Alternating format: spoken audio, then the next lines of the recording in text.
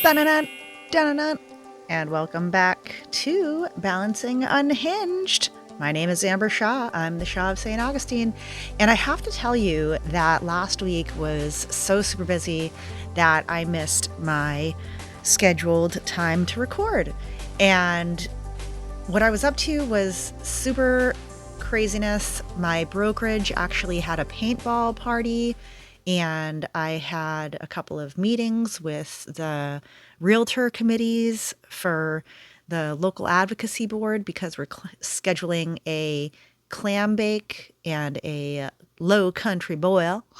But also, since I'm on now the board of my HOA, every day there's something going on here in my neighborhood, and I didn't know how much was going on behind the scenes. So, shout out to Treaty Oaks. And at the same time, since I'm on that realtor committee for local issues, I'm like, all right, we're doing like civic engagement now. I guess that's who I am. And I went into this meeting for parliamentary procedure. It was called Robert's Rules. I actually didn't even know what it was for. All I know is that I signed up to do it.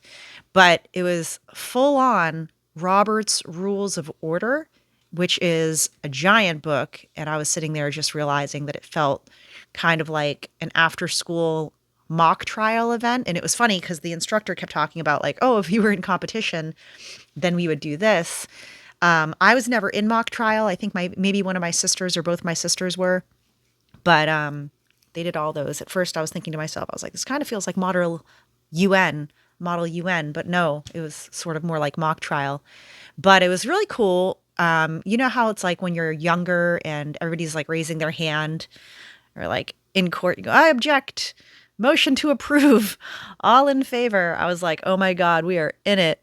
But here's the thing, I actually learned so much. And because underneath all the formality, it was all about like who gets to speak and how the decisions get made and how not to have total chaos in a room full of opinions, because apparently there are like different times that you're allowed to talk about certain things, especially subject matter. So you're like, okay, we're talking about this right now, and this needs to be what we're talking about right now.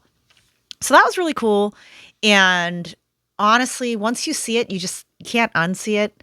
And I'm over here thinking about like real estate deals, the board meetings, community decisions, and the structure is kind of cool. It actually matters. And now it's like sitting in these meetings differently, just listening a little bit differently, and we're just understanding things that you can say and how you can say it and when you're allowed to talk. It's very interesting. I'm actually going to send that information over to my board because I'm not sure if they had that, but now we will all have it and we'll be able to understand how we're supposed to run these meetings a little bit better. And it's interesting because we were watching these videos that were showing some of the examples of some of the other committees and various other parts of Florida, really. And some people were getting shut down like so quick, and you're like, why is that guy being such a dick? But then we were talking about the Robert's Rules of Order, and they were like, well, that guy was just trying to like save time because, you know, the whole thing is like an hour long and they were supposed to be talking about this, but this lady was asking this. But then there were other times that didn't make sense too. And then we were looking at it and we were saying, oh, that guy didn't do the right thing. They were supposed to be doing this. So I really love that I get to be a part of that locally, especially here in my own neighborhood, Treaty Oaks, because these are real decisions that affect how we live every day. For example, I think I was actually mentioning before in one of my previous episodes that someone around here was doing something with a fence. There was some fence situation going on. And long story short, when I heard about it, I was like, it doesn't sound like we're going to win that like in court if we decide to take our neighbor to court over their fence. Like, I don't think we're going to win that. So we did get an update and the lawyer agreed. I'm like, I don't think you're going to win. I don't think you want to do that. I think it's going to be a waste of time, waste of money. I was like, I agree. So then the other day, turns out we actually had another incident in our neighborhood that the board is going crazy about. And apparently there's only 4 of us. So 2 of them are going crazy. Half of them are going nuts. Me and the other guy, we're just chilling, but we're waiting to find out what they all say. And then we're going to, you know, agree or disagree, but we'll probably agree. So anyways, but they've got all this pool equipment that's going into the pool and stuff. So some like teenagers are messing around with the pool and they're like, oh no, do we submit insurance claims? And then we've got the property management company lady telling us don't do the insurance claim because it's going to like cost money out of the deductible, da da da. And I'm like, yeah, but like, is not the whole point of having the insurance to be able to take to whatever from the deductible and then go towards that, and then eventually something else happens and then they'll pay that, right? So it's like we might as well do that and then make the claim and then whatever, because honestly, what are the odds that your insurance are going to go up next year? Fucking 100%. So you might as well just do it. Anyways, so also, if you don't know me, I am a local realtor here in St. Augustine. This is literally what I love: connecting people, community, and real estate in a way that actually makes sense. So this whole experience really ties back to something that I love, and it's something that I wrote in a book about. It's called Yoga and Sales. I wrote a book last year, Yoga and Sales Always Be Connecting, because even in something as structured as Robert's Rules, it's still about connection. It's about presence. It's about how we show up in a room. So, yeah, slightly nerdy, but very eye-opening week. We went from the paintball event over to Robert's Rules and a bunch of other stuff that I can't even remember. So, yeah, unexpected. And now I was like, everybody should learn about this, right? So, how to deliver this Robert's Rules, okay? It's really interesting, and I had all this these notes on it. So let me just pull that up real quick. So imagine like, so you're in these board meetings and you have to like have motions. So I was being told that I was going to be in charge of the minutes, and in my mind I was kind of imagining like holding a stopwatch and like taking minutes. But I do know that taking minutes in a meeting means taking notes. So I don't know why they don't just change the name of that. But which is also another thing that I wrote about in my book. And a word by any other word, a rose by any other word would still smell as sweet, right? That's what Shakespeare said. So Robert's Rules of Order, it sounds formal and a little outdated. It actually made me feel like I should be putting on one of those little gray wigs. And first you're like, are we in court? There's no interrupting, no chaos. It's like a clear path to a decision. You're just kind of like, oh. And Robert's Rules, it's in real life terms, you can strip away the language because there's a lot of diction and a lot of jargon. But basically, they say like one thing at a time, so no skipping topics, which is important that you would have like an agenda for your meeting. So first you have like an agenda for your meeting. You have to approve the agenda for your meeting so then everybody knows what we're going to be talking about during the meeting. And then there's space at the beginning or the end of the meeting, and you can have some comments or questions. So that way that you're not just jumping around from topic to topic, no side conversations. We can focus, we can finish, and we can move on. So then everybody gets a voice, but just not at the same time. And one cool thing that I learned was that you want to give everybody an opportunity to speak once before you give somebody else an opportunity to speak a second time. So before somebody speaks a second time, you go, does anybody else want to speak the first time? So that was really interesting. And then everybody gets a voice. You get recognized, you get to speak. And that alone, I think, is pretty important. And it's cool to see some of these other videos that I watch where there are committee meetings or like board meetings for like the school or something, or a city committee meeting. And they have people come up and they get to have their time where they get to speak, and then somebody gets to make a motion. So you say, I propose a motion. I move to make a motion. I move, or I motion, I request to, I propose that we do this motion. And then somebody can second it to say if it's worth discussing. And then you can vote on discussing it. So then you get to handle everything in the meeting, or you can decide what is going to be the next step. And why it kind of hits really well is because your brain naturally wants connection, conversation, and flow. So what I saw in that meeting was that the structure it doesn't kill the connection, but it actually protects it. So just like yoga and sales, there's a crossover there. And you get to create a structure that people get to feel safe in the movement. Just like in yoga or in sales, you create a structure so that people can make safe decisions and feel safe in making their decisions. And then in Robert's rules for these meetings, you get to create the structure so that people can feel safe in speaking. And then you have time to speak because that is your time. And then in real estate, it's cool because I think that in like the HOA meetings, then people don't talk over each other. So I might actually go out and buy myself a gavel and bang on the gavel, order in the meeting, order, call to order, call to order. Because a lot of people will talk over each other and they just don't know how decisions actually get made. And then they leave the meeting all confused. So you're just kind of sitting there being like, I don't know what's going on now. So here, these rules are going to help me in my HOA meetings to keep the meetings running efficiently and make sure that my voice gets heard and avoid any kind of emotional chaos that might ensue. And in my Realtor local advocacy and issues committee meeting, I can understand how the policy decisions can move forward and we can influence the outcomes more effectively.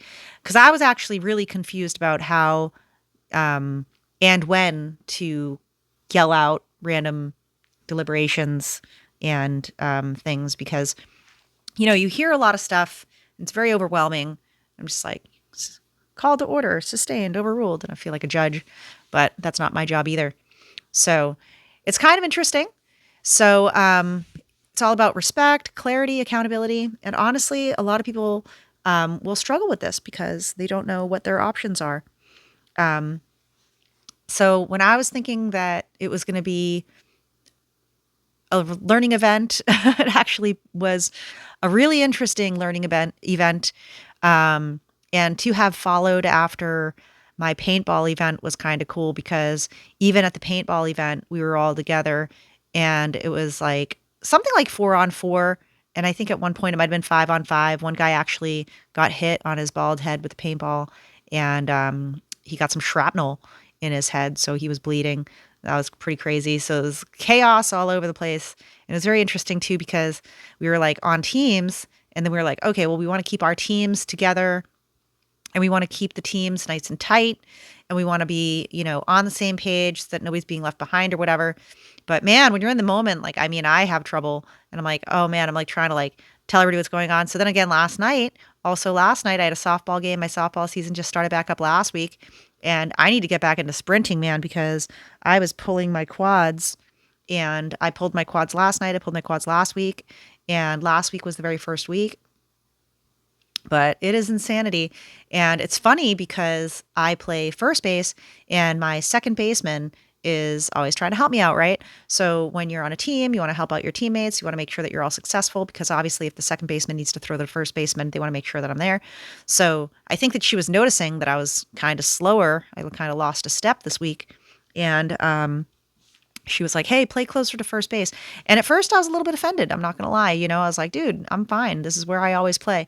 But she noticed that I was, a step behind or whatever when it was coming to, grounders being smashed over to shortstop and then the shortstop quickly being able to throw the ball over to first base. And then I'm not there yet. Like it's fucked up. Like it's hard for them to aim at me when I'm not there yet.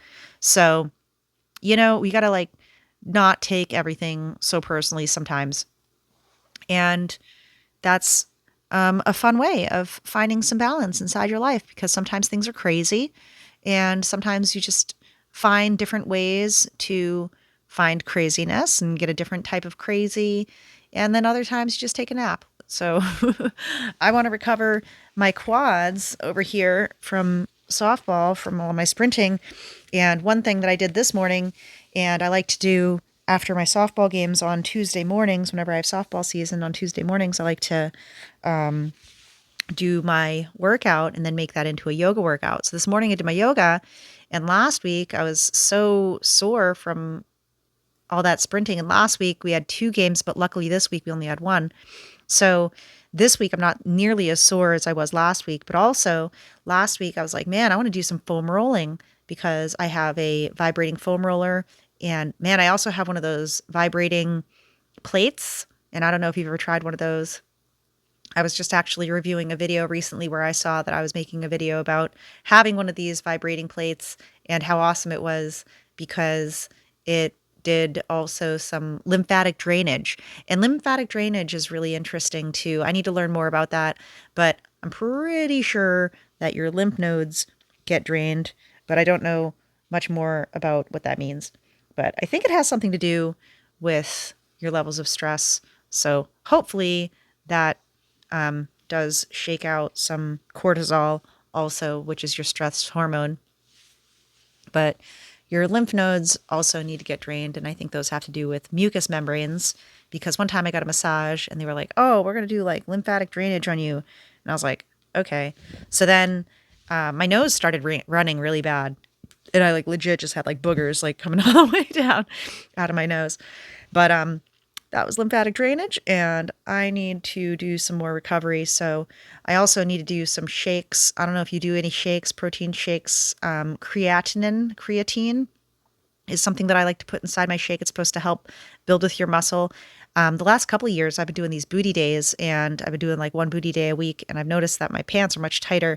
So I'm not sure if it's like my booty muscles that I'm working my booty muscles, or if it's because I'm actually getting fat or something like that or whatever.